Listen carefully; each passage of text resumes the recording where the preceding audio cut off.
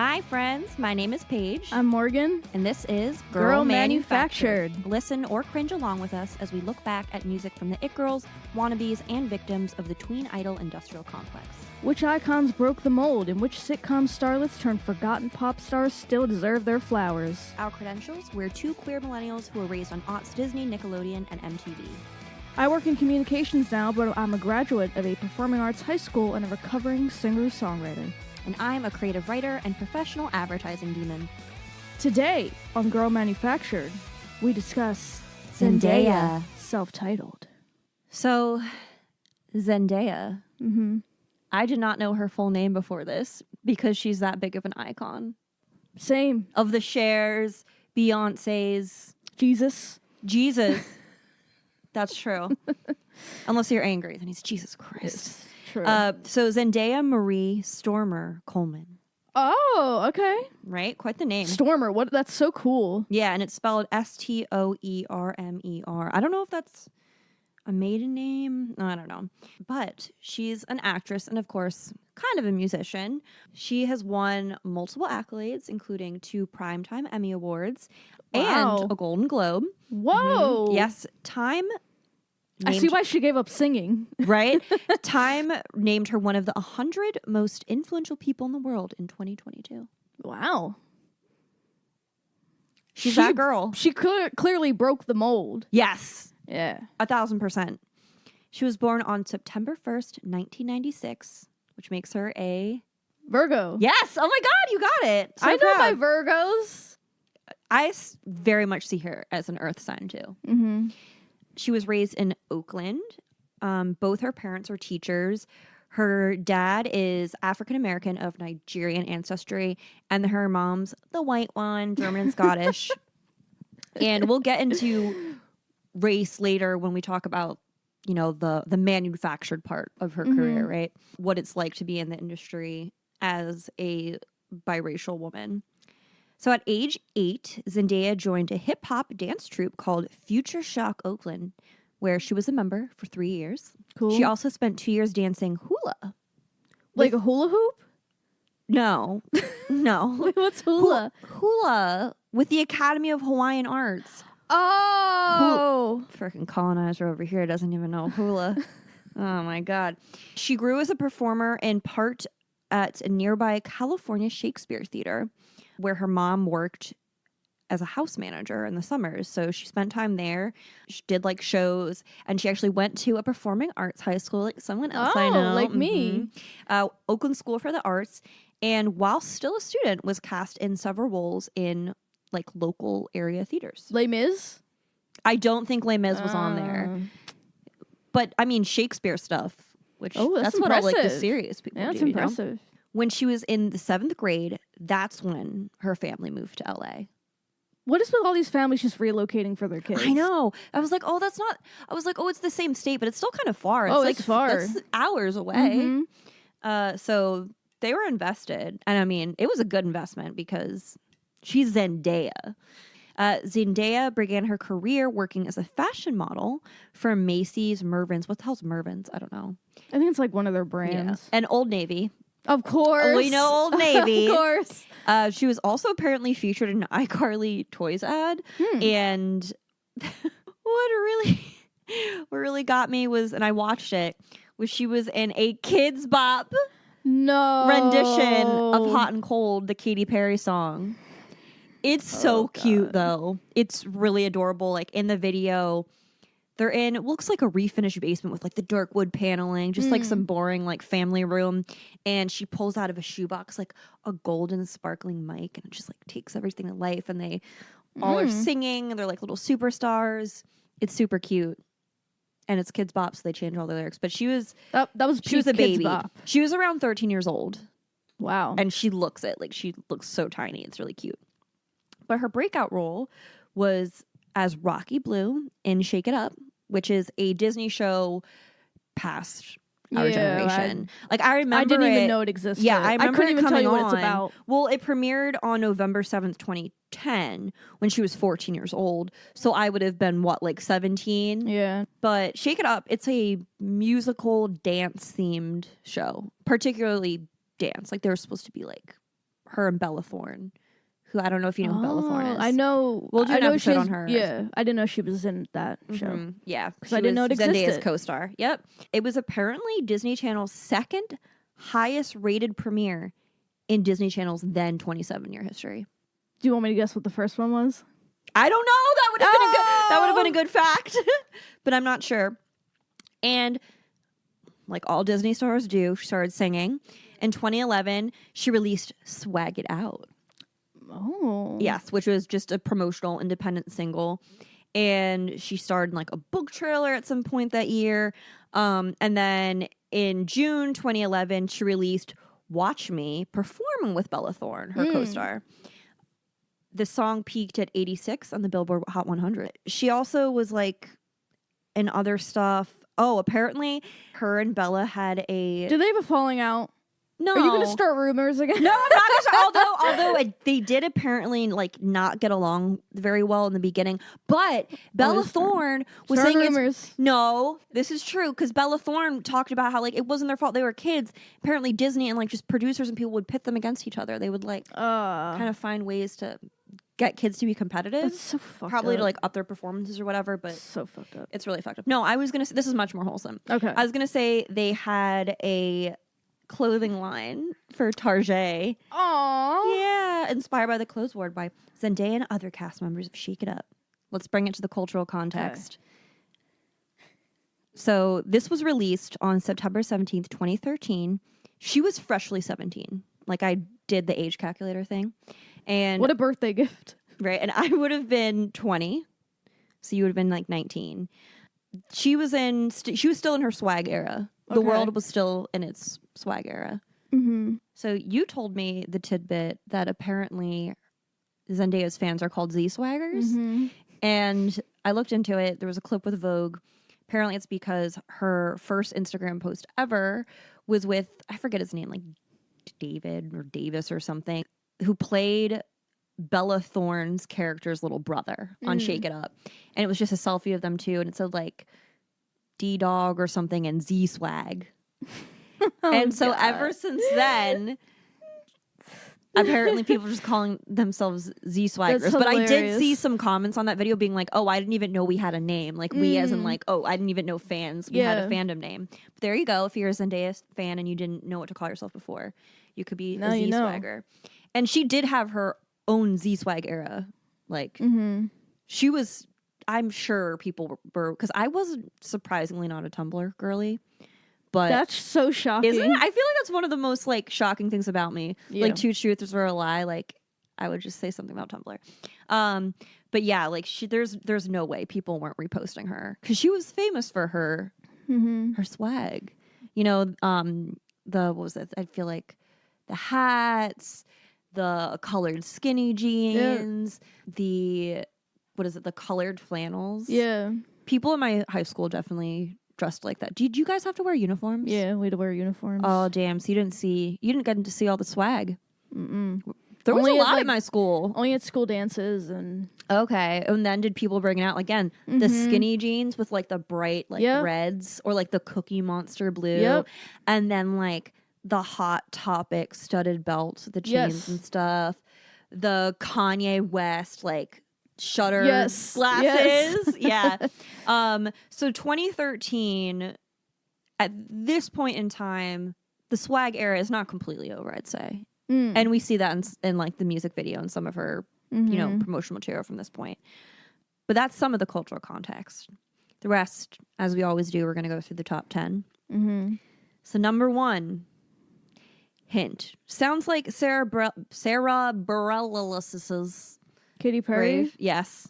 And it later became Roar, the DNC theme song in 2016. Yeah. I forgot that. Do they play Roar when Hillary Clinton broke the glass ceiling and like the glass ceiling? So. What was it? So it was just like on a jumbotron, like the ceiling or a projection. You see? Yes. Yeah. So that was number 1. She broke it for everyone and then proceeded to fall through the roof. She broke the glass ceiling because she fell through it. Yeah. Just plummeted. There you go. Number 2 is I would say sometimes a guilty pleasure of mine. Not, I don't even listen to it, but I don't dislike this song. But it is definitely rapey. Oh, Blurred Lines. Yes. Mm-hmm. So this is then tells you that this was the time that Robin Thicke, right, danced up with Miley. What was it? Was it VMAs? Yeah, Was that what it was? VMAs or Grammys? I forget. He was wearing his like Beetlejuice suit. She's wearing her like weird nudes, and she was trying to quote unquote twerk, and it was a mess. And all right, number 3 was an Eminem song, Not Afraid? Berserk. Oh, okay. I don't really listen to him. I don't either. I had to re-listen to it, and I was like, okay, it's one that like I think the video pays ode to like the Beastie Boys. It kind of has that more old school sound. Miley Cyrus, number 4. There was 2 really big ones right now. I Can't Stop. Yeah, We Can't Stop. We Can't Stop. And We Can't Stop. Wrecking Ball. Wrecking Ball. I have an honorable mention. That video was something else. That video truly came in like a wrecking ball. Her like naked on it. Oh. That was amazing. This era Miley is what helped me come into my queerness though. Like I feel like that's a lot of people's answers. Like I got that haircut because of Miley Cyrus. Yeah, you did. Yes, I did. And I had that haircut until I graduated. Number 5, Holy Grail. Jay-Z featuring JT. Number 6, my least favorite Lady Gaga single. Alejandro. No. We live for the applause. That song applause. 7. This all right. 7 tells you where we are musically in relation to, I'd say, the sound sounds of this album. Wake Me Up by Avicii. Oh. So obviously, Zendaya's album is not it's folktronica, but it's very electropop. Yes. Oh, I like electropop. I like a lot of electropop, but I like electropop that age as well. It's because this is the era of like EDM dubstep beat, which some people love raves and love doing all that stuff. It's just not. It's not my personal cup of tea. So I fucking hated that Avicii song. Same. Same. 8, I love Royals. Lord. 9, this is another one that brings in that influence of electropop, and it's very of the time. Radioactive Imagine Dragons. God, that song was everywhere. I feel like Imagine Dragons, Avicii, some of the tracks on this, like they just all sound very 2013. Yeah, definitely. Another honorable mention, other than Wrecking Ball, which I already named, was Best Song Ever by One Direction. That was 20. And number 18 was... You can't see it. Do you know what I'm trying to stop? The Cup song? Yes! I got a ticket to the long way. Yeah, from Pitch Perfect. The Anna Kendrick's Cup song. I learned how to do it. Lee taught me. They would teach you that. Yeah. Did you know how to do the Cup song? I know how to sing it. I forgot. This isn't on the Billboard yet, at least in the top 10. But Britney had just released "You Want a Maserati? You Better Work, Bitch." Oh, I forgot. Yeah, she released "Work, Bitch." Iconic. Zac Efron confirmed that he had just had a 5-month stint at a rehab. Oh, shit. Yeah. I never knew that. Yeah. TMZ reported that it was crack cocaine and maybe a little bit of Molly. Yeah. But I think this was this before he got all those jaw and chin surgeries? Yeah. He looks like He-Man now. How do you spell jaw? J-A-W? I've seen it spelled J-O-W-L. So I'm like, is this like... That's jowl. These are your jowls. Wait, that's 2 different things? Yes, my love. What's a jowl? Like the little turkey neck you get. Oh, shit. I never knew that. What do you know? Okay, anyway. Wow. All right. Rumors were swirling at the time that Justin Bieber was going to play Robin in Batman versus Superman. Why would that ever... I know. I think it ended up being like a Funny or Die skit or something. Ah, got it. Also, this was the era of Justin Bieber that... This was before he found He found California Jesus. Yeah. It was the summer he pissed in a mop bucket and said fuck Bill Clinton or whatever. And I watched the video again, and what did I say about it's still kind of the swag era for everyone? He said, "We swagger, man." He said that. I don't know what that's supposed to mean. He's literally peeing in a bucket. This is so random. I went on a deep dive in this one. Oh god. This is very specific. One Direction's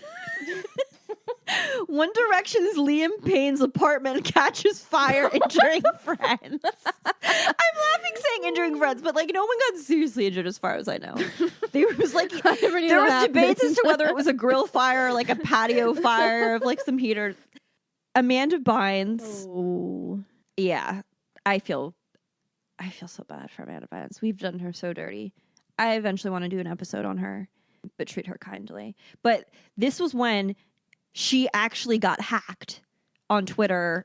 Oh my god. Because remember she was just tweeting I love Drake and then would say stuff about hating Drake at the same time. I don't know. Someone hacked in and started just writing the most wild shit. Yeah. Yeah. Spewing chaos, and a judge was like, no. She's does not have a phone where she's at. Yeah. Yikes. Yeah. Orange is the New Black was only a few months old when this came out. Oh, it was so good. Yeah, the first season was good. It wasn't a Ryan Murphy show, but it Murphy'd.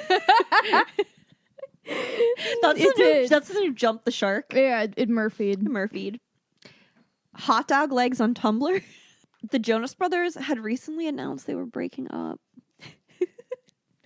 And now they're just breaking up with their wives. Ooh. She's divorcing your ass, Joe. Can you guess what had launched on January 24th, 2013? A social media app. A Vine. Yeah. Do it for the Vine. Yep. Zendaya's self-titled album is her debut studio album. It was released on September 17th, 2013 by Hollywood Records. Disney. Yes. The self-titled album consists of 12 songs. Musically, it's electropop, incorporates some R&B, urban pop, even some dubstep, which were probably the weaker parts of the album, let's be real. Upon its release, it was met with positive reviews from music critics, praising the album's production. She did have a stacked production team. Yeah, who's in there? I don't remember the specific names, but they worked with the likes of Jeremiah, Rihanna, Kelly Clarkson, okay, Maroon 5, so some big names. Yes. And AllMusic in particular said, the album delivers sleek pop thrills with fewer growing pains than some of her predecessors suffered on their early albums. I'd agree with that. Vanessa Hudgens. Looking at you. AllMusic continued to compare the album to the debut of Cassie, overall saying the album is a streamlined, self-assured first effort. That is a great comparison. Yeah. Commercially, the album debuted on the US Billboard 200 at number 51. So, what do you think about the album cover? I liked the cover. I think it has personality. You know, it almost looks like the lines of a TV, like the horizontal lines of a TV, and almost glitchy as if you're looking at a security camera footage. Yep. She's kind of leaning back and with her mouth wide open, like she's screaming or belting. Mm-hmm. And then we have these glitched iterations of her. Yeah. And I like that it almost for a second looks like the whole image is black and white except for her name on it in red. Mm-hmm. But if you look, the different layers of the glitches go from black and white to adding color. Ooh. And it just worked well for I think the vibe of the album. Yes, because so you kind of you said that glitch effect on the photo. It's a callback even to so many songs like Replay, which has been described as a glitch influenced song. Yeah. So good eye there. Thank you. And also that jawline, fabulous. Fabulous. Someone on YouTube commented that. They're her jaw is fabulous. All right, shall we talk about Replay? Yeah. It's the album's opening track and lead single. Again, it's described as a glitch-influenced pop song. It was produced by Mike Schultz. He's someone who's worked with Jeremiah and Rihanna. It was released July 16th, 2013, and it became Zendaya's highest charting song at the time, charting both in the top 40 of the US and New Zealand. And Zendaya was actually credited as a writer on the song. So that's pretty cool. impressive. Another critic praised the song, calling Replay a sick burner with a pristine pop finish. Also said it was a mature, self-assured, and sexy song without being overly provocative. I agree with that. Yeah. Then lastly, Replay saw moderate success, debuted at number 77, peaked at number 40 on the US Billboard Hot 100. And Zendaya said of it, "It's a very special song. I think it's very different and unexpected for me because I feel like it's on a higher level production-wise." Mm-hmm. Throwing shade. At who? I think like her Hollywood record counterparts. I don't know if she meant that. Oh, See, I think you're out here. You say I start rumors. I'm starting rumors. I think it's a good song. Mm-hmm. Again, it's not my taste per se. I'm not a fan of the glitchy sounds. And I can be a fan sometimes of those. But it was just too much for me. Yeah, I said after a listen or two, it grew on me, but I don't know that I would seek it out. Like, I bet when it came out, it was probably a great song. I probably would have replayed it a million times because I obsessively replay songs. But and it had a good video. Yes, let's talk about that. So the music video was recorded in Los Angeles, and it premiered on the Disney Channel on August 15th, 2013, and later that day on Zendaya's new Vivo channel. Yeah, it did. And apparently it was inspired by Janet Jackson's The Pleasure Principle video. I have not seen that video, but now I want to watch it. Yeah. So essentially, Zendaya is starting off in an abandoned dance studio. Mm-hmm. Or maybe it's just like a rustic look. I wasn't really completely sure. But it has all the natural light. Yes. The old-fashioned metal fan. Yes. And she's dancing alone, looking in the mirror, dancing a little, I would say a little provocatively. Yes. I was going to say, like, it feels like how Ali and AJ like had that level of provocativeness where it's like, oh, this is like acceptable for their age and Disney. But if you have gone through puberty at that point and you're adult now, you can see like, oh, I can see how this is them trying to push the envelope very, very subtly in like an age appropriate way. Yeah. But it definitely feels more mature in the way that Ali and AJ did, just like different genre. Another moment of it feeling like kind of provocative is where she was like singing to herself in the mirror. Yeah. I was like, oh. Then at one point she's dancing with a hologram of someone or something. I think the holographic glitched out man is supposed to be the love interest that she wants to put on replay. That was my reading. Got it. And then finally the chorus hits and she's in a new scene with like loads of speakers and the glitter on the bait that you can see the bass speaker or whatever. The bouncing off. Yeah. And then finally she has backup dancers with her. There were some funny moves that reminded me of like a clicker in The Last of Us. There was like, I don't know if you saw some of that. No, now I have to watch it with the new eye. Yeah. But I will say that little thing with it's almost like a half moonwalk on put this song on replay. And then they like go like this. Oh, you and like then push they, the button and move it. And then they move their foot. Yeah. I thought that aged well. Oh, there was, even though I haven't seen this Janet Jackson video, I feel like I could already imagine the influences here. Did you see the product placement? I was just about to bring it up. Back to the Evolve swag era, because what does a swag look without like the Beats by Dre around your neck? Exactly. I was shocked, and they're pink. Yeah, I was shocked it showed up so late in the video. So, but technically, it is in the first 15 seconds to the right of the frame, but it's all blurry. Like, I didn't even notice it in the beginning. You wouldn't know necessarily the brand. You would know there's something there. But then it doesn't show up till like 2 minutes, 30 seconds in, finally, that it's like Beats by Dre, clear Beats as day. by Dre had faith in Zendaya and her work. They're like, the people are going to stick around. They're going to get to it. And we did. We did. Someone commented on the YouTube video, drop this hit and then just dipped on the music industry. GOAT. Yo, she is iconic for that. And then someone else said, not her being the most unproblematic and talented Disney star ever. I would say she's probably the most unproblematic and the most talented. Because Miley, very talented, but on the problematic scale, side. Yeah. I'm trying to think who else, but I would say, I really don't know. Maybe Selena? Selena. Oh, like Selena Gomez. When you say her, it's just Selena. Another one-name queen. Yeah. R.I.P. Yes. R.I.P. I watched, in addition to the music video, 2 different live performances. Ooh. The first one was on the Ellen show. Well, so that was her like debut performance. Yes. And her all red look. So you saw that same video? Yes. I think it really shows how talented she is for the fact that this was considered a not great performance by her because there was apparently technical difficulties, like she couldn't hear herself. She powered through. And because it was her first performance, she was like really anxious too. Aww. Yeah, she mentioned that later. And she like just had a little bit of stage fright, especially looking at people in the comments. It's like, it's not stellar, but it's still really good. Probably better than Hilary Duff. Oh, 100%. She has the same energy as her backup dancers for the most part. Yeah, that's good. Would you agree? Hilary Duff. Yeah. And then I watched her other live performance at the Radio Disney Awards, and I did not know they had awards. I did not either. And in the words of @It's Cookie Lookie, and this is in all caps, no periods or commas. Yeah, she slayed the performance. The dance breakdown was everything queen crown emoji. There was also a debate in the comments whether or not she was lip syncing. Ooh. I did not watch this performance, so I cannot confirm or deny.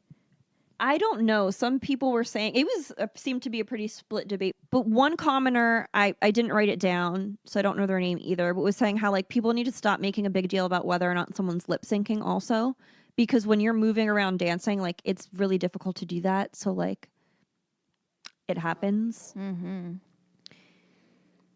Next song, Fireflies. So it's a blend of pop and R&B. She's singing about love, comparing it to fireflies. Like, I thought the performance was fine. Wait, there's a video? No, just like her vocal performance.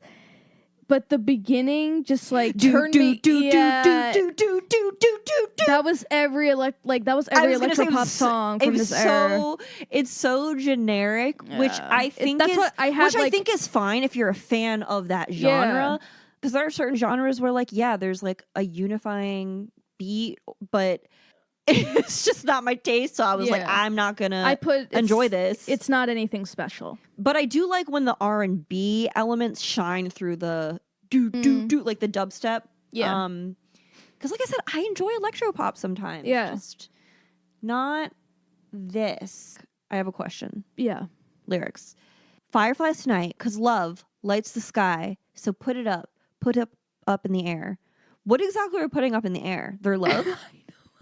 Their love? Their hands? Like fireflies. The fireflies? Like lyrically, this song made no sense. Yeah. Was not a fan. The next song is another insect that flies. Yes. Butterflies. I thought that was so weird. Was it weird. intentional? I don't know. If it was silly.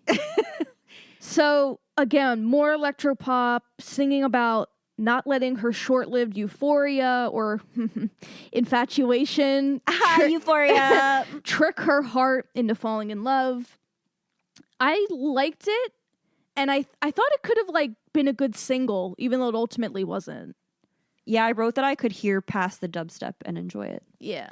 Especially the chorus. Yeah, like I'm not saying, I'm going to throw it on the playlist, but I thought it was better than Fireflies. Yes. The electric vibe was tolerable for me because and not that this is my favorite Katy Perry song, but it kind of reminds me of E.T. Oh, and that was in 2011, 2 years early. Kiss me. Yeah. Like when she does the butter, I don't remember how it goes exactly now, but when she goes, I, like on the butterflies. So yeah, can you hear E.T. in that a little bit? Yes. Yeah. Like I felt like a lot of her songs on this album referenced a lot of popular songs. Speaking of Put Your Body Down. I really like this one. It's a pop R&B track.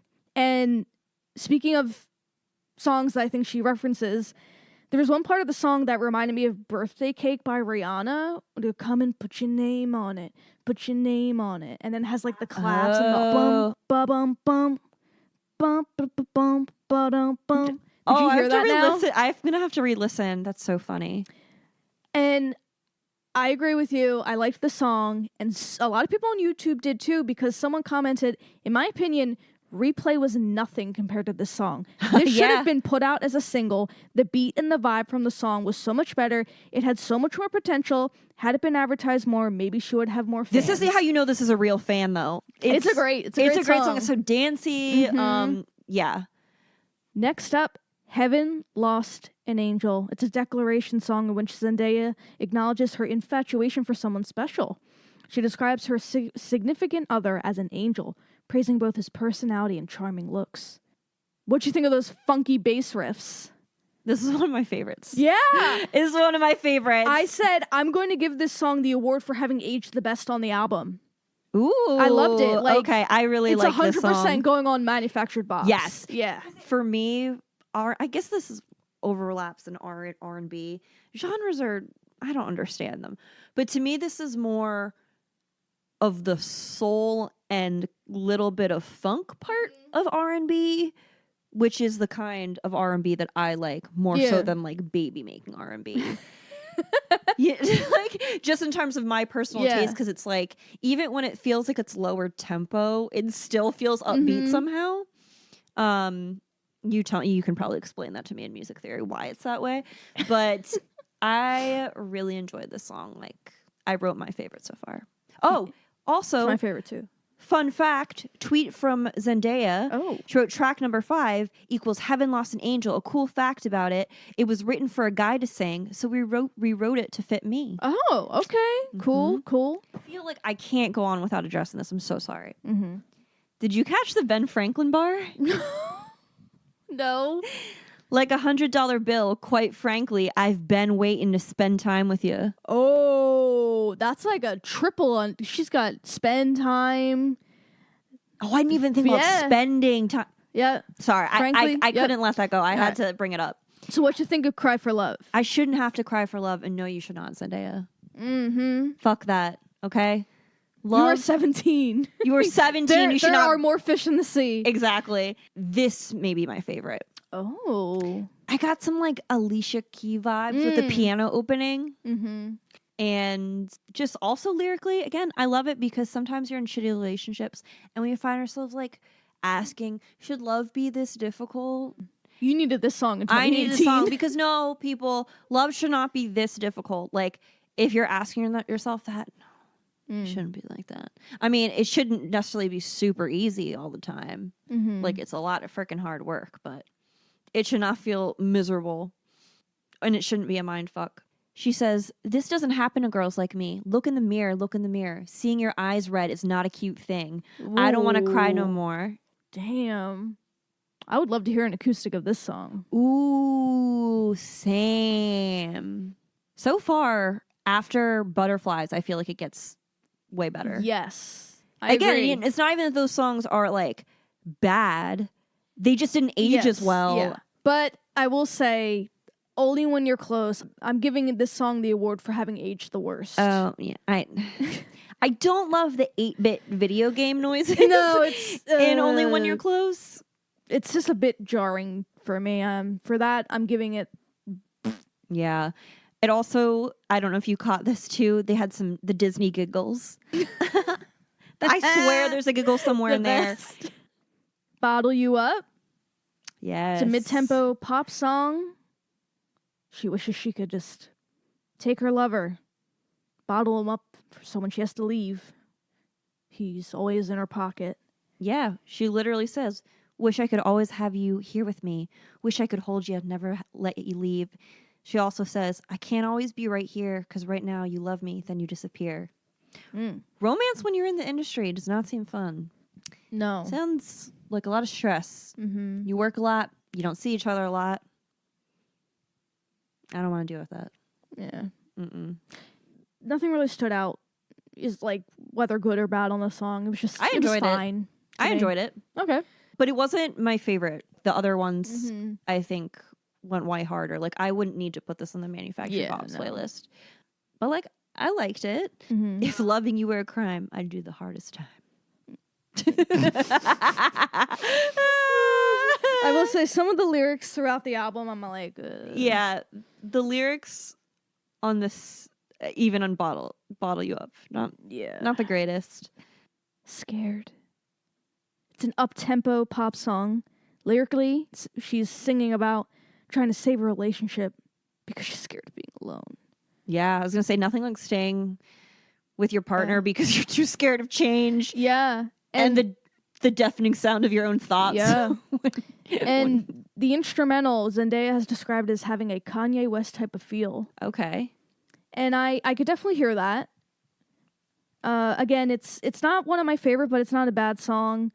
I was impressed by the use of her lower register in the first few lines of the song. It's like the lowest she goes on the album, and I kind of loved it. Wish she would have used her lower register a little more. Yeah, I enjoyed it. I really liked the pre-chorus. Mm-hmm. The for playing my heart like a cello, strumming me longer, beating like a drummer. Mm. It was like, those are lines that are like, to me, corny in a good way. There are nice moments throughout of it, but yeah, not my favorite. Yeah. Love You Forever is next. It's an up-tempo 90s throwback song, and it's been compared to the work of the late singer Aaliyah. And lyrically, Zendaya's... That's a compliment, damn. Yeah. Lyrically, Zendaya discusses falling in love on the dance floor, and... Do you know who wrote it? No. Because I do. Who? Paul Famous Shelton. I don't know who that is, but Nick Jonas too. What? Mm-hmm. And apparently Zendaya never met him.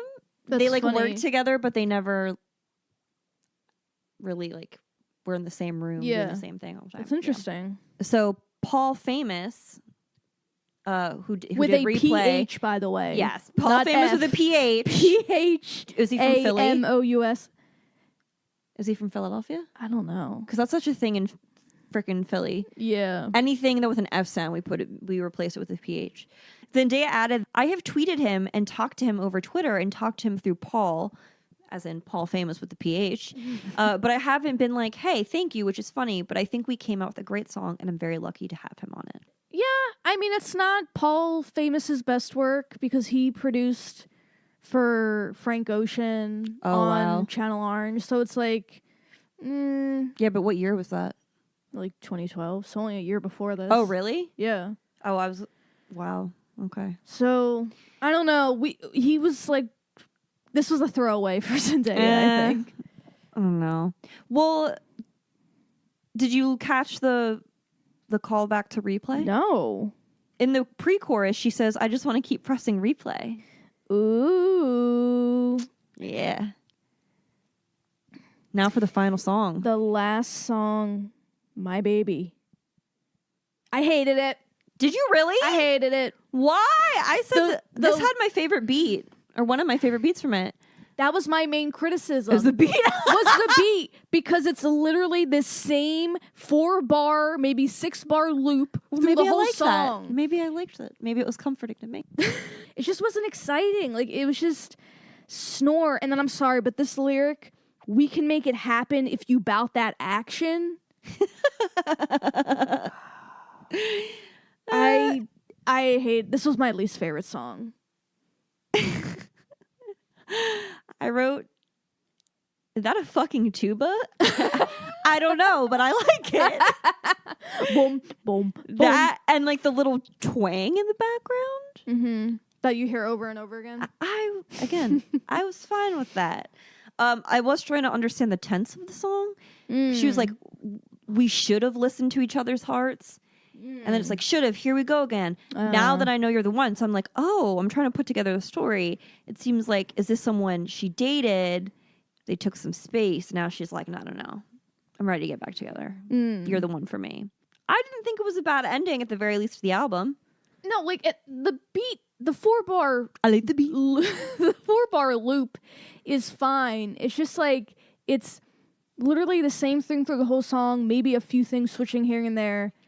And it's just like, you wanted more. I wanted more from My Baby. Give me more. All right. After Zendaya released this, toward where does that leave her? So, after this album, Zendaya transitioned to Republic Records and released her first single as the imprint signee in 2016. She sampled TLC's Creep.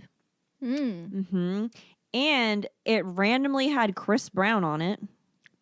Okay. Yeah. And this was after he was convicted as being a domestic abuser. So, interesting choice there. So that's what would have kicked off the new era for her musically. But I think you can find that on streaming services, that song. And also apparently in 2015, there was an Instagram post by Timbaland, and it kind of hinted that him and Zendaya were working on like a sophomore record. And according to MTV, the album was initially due in early 2016, but then it never happened. Zendaya spoke up about it. She talked to Issa Rae actually in a 2021 interview. I stepped away from music on purpose because of the bad contracts, to be honest with you. She also said, acting allows for a character for people to fall in love with, but also for my own anonymity, but also for my own anonymity, but also for my own anonymity, which music doesn't really afford. When you're a music artist, it's your face all the time. It's you. Which is true. I mean, the title of her first album was literally Zendaya, so there's no really getting past that. So I see that because when you're an artist, like, you are the brand. And just as well that she left for acting because she's been doing a fabulous job and her future is only looking brighter and brighter. She made her feature film debut as MJ in Spider-Man Homecoming, which was released in July 2017. In December 2017, Zendaya co-starred in the original musical film The Greatest Showman. She played a trapeze artist who falls in love with Zac Efron. Okay. I think Zac Efron's supposed to be like Peachy Barnum or something. And when she's about 23 years old, in 2019, she started starring in HBO's Euphoria. She played 17-year-old Rue, who is the narrator of the series. She was nominated for a bunch of Emmys. Wow. And at the 72nd Emmys, she actually won the award for Outstanding Lead Actress in a Drama Series, becoming the youngest winner of the award. Wow. Icon who broke the mold. That's her. And then in 2021, she starred in Malcolm and Marie. She next voiced the character of Lola Bunny in Space Jam: A New Legacy. She is in The Challengers, some sort of movie about tennis. That's like the most recent thing she's promoting on her Instagram. Speaking about her Instagram, I think on January 4th, Zendaya unfollowed every single person on Instagram. She has 0 followers, including Tom Holland. So people were like, oh, did they break up? Because she doesn't follow him anymore, but she doesn't follow anyone, and he still follows her. It's like, we don't know what's happening. But us talking about it like it's any of our business right now, I mean, that's getting into the industry and the manufacturing machine. Yes. Manufacture? What's the name of a manufacturer building? A factory? A manufactory. A manufactory. Final thoughts? Well, I wanted to get in a little bit about what things were like for her, you know, growing up in the machine, and specifically as a biracial Black woman. And she talked about this multiple times, but this quote is from the BeautyCon Festival in 2020. And she said, I am Hollywood's, I guess you could say, acceptable version of a Black girl, and that has to change. As a light-skinned Black woman, it's important that I'm using my privilege, my platform, to show how much beauty there is in the African-American community. This burden is not something any, like, white Disney star is dealing with. No, like, Miley, Demi, like, they don't have this burden. She's actually, according to IMDb, this is still in development. But a few years ago, it was announced that she was going to start producing a film, I think alongside Reese Witherspoon, called A White Lie. This film about the first Black female Vassar College graduate. Oh. Mm-hmm. She was a light-skinned African-American woman named Anita Hemmings, and she convinces a college admissions board that she's Caucasian in order to attend the school. Interesting. Yeah, but I don't know if that's still happening. I hope it does happen. That sounds interesting. Zendaya has told her theatrical manager that anytime it says they're looking for white girls, she said, send me out. She said, let me get in their room. Maybe they'll change their minds. And honestly, if there's a part that I didn't get or that I really wanted at the time, shit always ends up working out. That's what she said. So she's out here doing the thing. But also, not being white, she's talked about how she can't be out doing all these unhinged child star to adult star things that Miley was doing at the time, twerking on fucking Robin Thicke. Zendaya couldn't have been doing that. She couldn't have been doing half the stuff that Miley was doing. Even though I can't remember if this is Miley's era of pretending to be Black when she lived in Philly. She lived in Philly, right? Right. Well, yes, this was the era of her pretending to be Black, but no, I didn't know she lived in Philly. What? Yeah, she lived in Philly for a little bit.